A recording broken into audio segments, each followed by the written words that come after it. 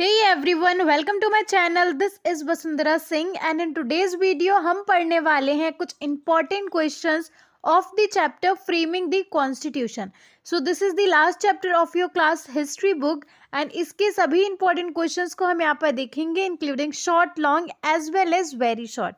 Okay, so without any further ado, let us jump into the video.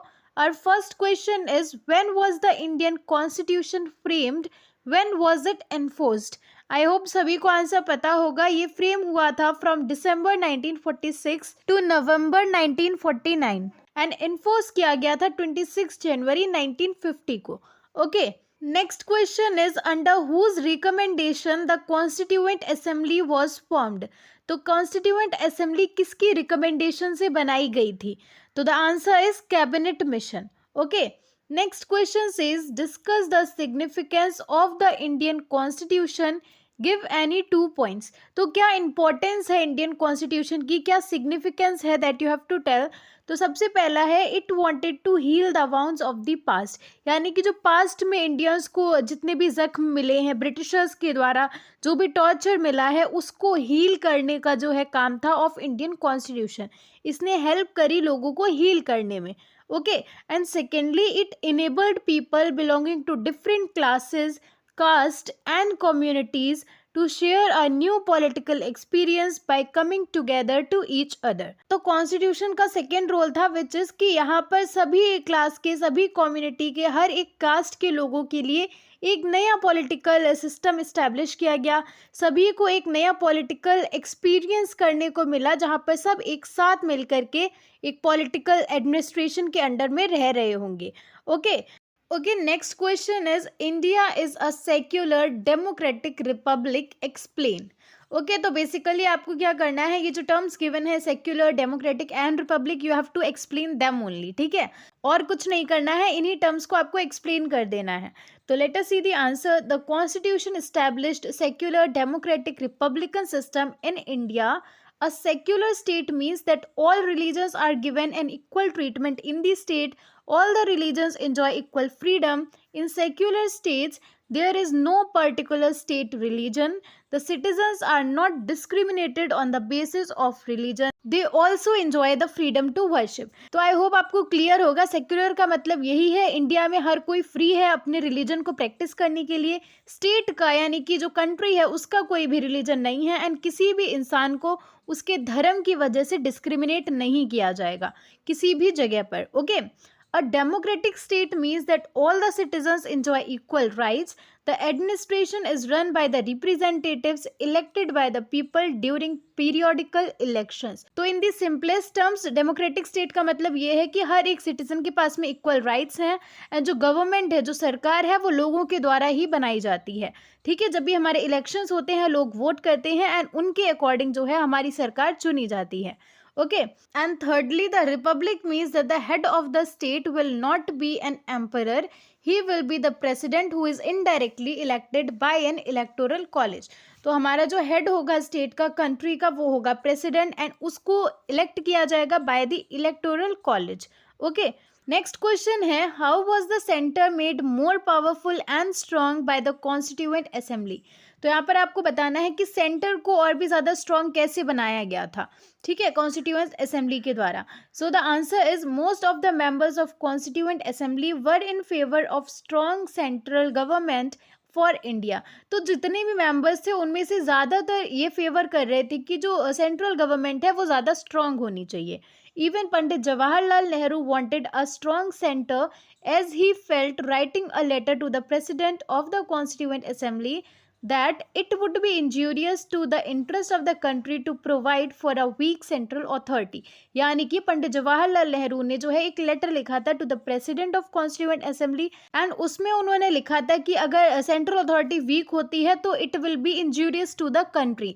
ये हमारी country के लिए हानिकारक होगा. Okay, so the following points made it clear that several attempts were made to make the centre more strong. So यहाँ पर we have mentioned few points जिससे हमें पता चलता है कि कई सारी चीज़ों को ध्यान में रखा गया था जब सेंटर को स्ट्रॉन्ग बनाया गया था. So number first is the union list contained more subjects than the state list. Okay, secondly, regarding the concurrent list the centre and state shared responsibility. तो यूनियन लिस्ट में ज़्यादा सब्जेक्ट्स थे as compare to state list. उसके अलावा concurrent list में centre और state दोनों को ही रिस्पॉन्सिबिलिटी दी गई थी।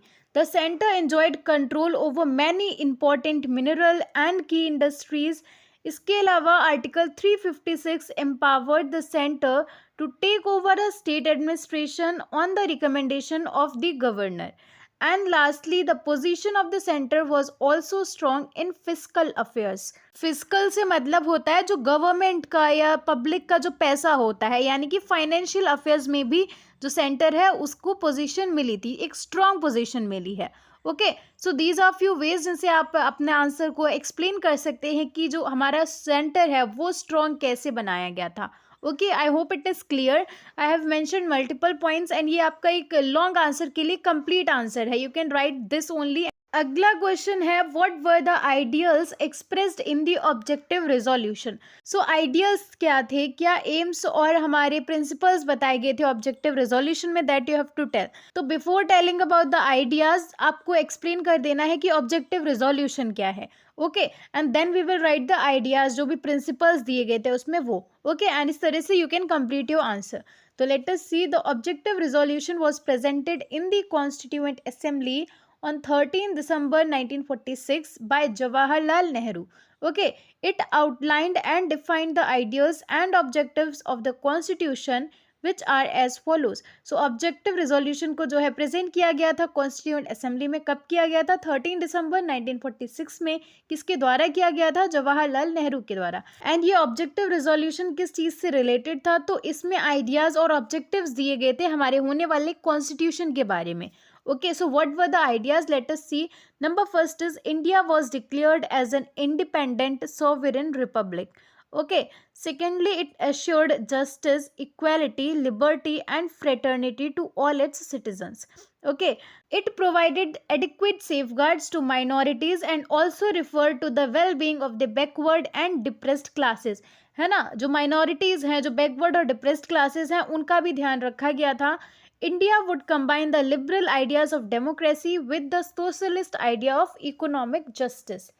Next हो जाएगा, India would adopt that form of government which would be acceptable to its people, यानी कि डेमोक्रेसी। क्योंकि डेमोक्रेसी में ही ऐसा होता है, जो हमारी गवर्नमेंट होती है उसको हम खुद चुनते हैं, जो जनता होती है वो खुद हमारी गवर्नमेंट को चुनती है। Okay, and India would work for world peace and human welfare. So these were few objectives of the objective resolution. ठीक है, so do remember them and learn it as it is. Okay, next is, which provisions of the constitution ensure secularism and religious freedom? तो secularism से मतलब आपको पता है क्या है?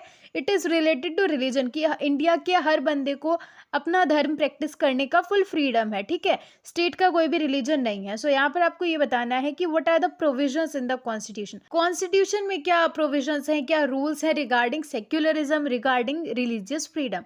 सो answer will go like, the word secular has been included in the preamble of the constitution by 42nd constitutional amendment in 1976. So which means कि जो वर्ड सेक्युलर है ये हमारे ओरिजिनल कॉन्स्टिट्यूशन में नहीं था, बल्कि इसको ऐड किया गया था लेटर ऑन। कब किया गया था?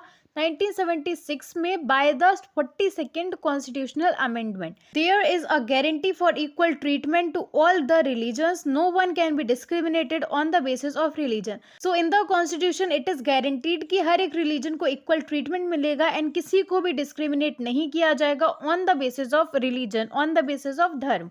Okay, the state considers all religious institutions as equal.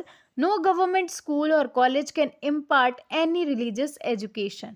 Okay, while granting employment, no discrimination can be made on the basis of religion. All citizens are free to adopt and preach any religion of their choice. They can also manage their religious affairs. ठीक है, सो कोई भी religious activity किसी को भी करानी है, they are free to do it. इसके अलावा एम्प्लॉयमेंट देते टाइम कोई भी इस टाइप का डिस्क्रिमिनेशन नहीं किया जाएगा on the basis of religion. ठीक है ना, हर एक सिटीजन फ्री है अपने रिलीजन को अडॉप्ट करने के लिए एंड साथ ही अपने रिलीजन का प्रचार करने के लिए भी everybody is free. Okay, next question is, why did several members in the constituent assembly support the cause of the depressed classes? What did the assembly finally recommend for them? So constituent assembly के members ने depressed classes से related जो भी needs थी, जो भी demands थी, उनको क्यों सुना, उनको क्यों सपोर्ट किया, एंड फाइनली कॉन्स्टिट्यूएंट असेंबली ने क्या रिकमेंड किया, क्या स्टेप्स लिए. सो answer will be during the freedom struggle doctor Ambedkar demanded separate constituencies for the backward classes. ठीक है. एंड महात्मा गांधी ने इनका अपोज किया था ये कह के कि it will segregate them from the main stream of the society. यानी कि अगर हम उनको एक बॉक्स में रख देंगे कि ये डिप्रेस्ड क्लास के लोग हैं, तो वो हमेशा ही जो है सोसाइटी से बाहर रहेंगे, वो कभी भी मेन स्ट्रीम में नहीं होंगे. Okay. The members of the backward classes stated that the society made use of their labour and services but kept them away from social mainstream. The people of upper caste avoid to meet them. यानी कि जो depress class के backward classes के लोग होते थे, members होते थे, उनका ये कहना था कि जो सोसाइटी है वो उनसे काम तो लेती है, उनका जो भी काम होता है, सर्विसेज होती हैं, वो तो इंजॉय करते हैं, लेकिन उनको सोशल मेन स्ट्रीम में नहीं रखते, उनको सोसाइटी में एक्सेप्ट करना नहीं पसंद करते हैं. जो अपर क्लास के लोग हैं, अपर कास्ट के लोग हैं, वो उनसे मिलना भी नहीं पसंद करते हैं, मिलना भी अवॉइड करते हैं. Okay, Nagappa stated that numerically the backward class people were not a minority. And जो नगप्पा हैं उन्होंने ये बताया कि न्यूमेरिकली अगर हम देखें, अगर हम प्रैक्टिकली कैलकुलेट करें, तो जो बैकवर्ड पीपल है वो एक माइनॉरिटी नहीं है. जो टोटल पॉपुलेशन का 20 से 25% ये बैकवर्ड क्लासेस हैं, लेकिन उनको जो है सोसाइटी से अलग रखा जाता है. They have neither education nor participation in administration. तो इनको ना ही एजुकेशन मिल पा रहा है, ना ही इनको एडमिनिस्ट्रेशन में जो है पार्टिसिपेशन मिल पा रहा है. So at last the constituent Assembly suggested the following. And इन सारी बातों को ध्यान में रखते हुए जो कॉन्स्टिट्यूएंट असेंबली थी, उन्होंने भी कुछ चीज़ों को सजेस्ट किया, जैसे कि number first, untouchability will be eradicated. जो अनटचेबिलिटी की प्रैक्टिस है, ये छुआछूत की जो प्रैक्टिस थी, इसको खत्म किया जाए. Secondly, the Hindu temples will be open to people belonging to all caste. जितने भी हिंदू टेम्पल्स हैं उनमें हर जात का बंदा जा सकता है, सभी के लिए जो है वो टेम्पल्स को फ्री करा गया. And thirdly, seats will be reserved for backward classes in the assemblies and educational institutions. तो जो भी एजुकेशनल इंस्टीट्यूशन है, जो भी हमारी असेंबलीज हैं, यानी कि जो हमारा एडमिनिस्ट्रेशन है, उसमें भी बैकवर्ड क्लासेस के लिए सीट्स को रिजर्व किया गया. ओके, तो ये कुछ स्टेप्स लिए गए थे कॉन्स्टिट्यूएंट असेंबली के द्वारा for the depressed classes. Okay, I hope it is clear and that's it for this video. यहाँ पर we have practised multiple questions related to the chapter and these are the most important ones. मैंने सबसे important questions को ही यहाँ पर discuss किया है. So do practise them and keep practising. मिलते हैं नेक्स्ट वीडियो में. If you like the video, give it a thumbs up, subscribe to my channel and share among your friends as well. रुक जाना नहीं तू कहीं हार के.